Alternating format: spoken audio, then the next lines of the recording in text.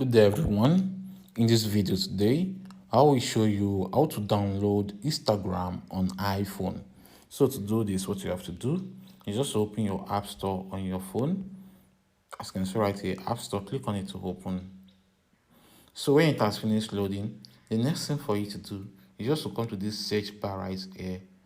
As you can see, then enter Instagram right there. Instagram. So you click on it to continue. As you can see, here's the Instagram app right here. So click on it so you can see it so well.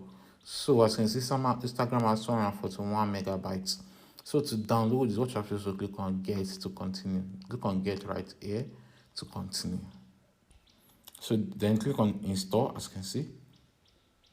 So right now, as you can see, the Instagram app has started downloading to your phone. What you have to do is to give it some time for it to finish downloading. So when it has finished downloading, you can then open the app, then log into your Instagram and start surfing the net. So that's all to do this. Hope this video helped. Please give it a thumb up and don't forget to subscribe to our YouTube channel.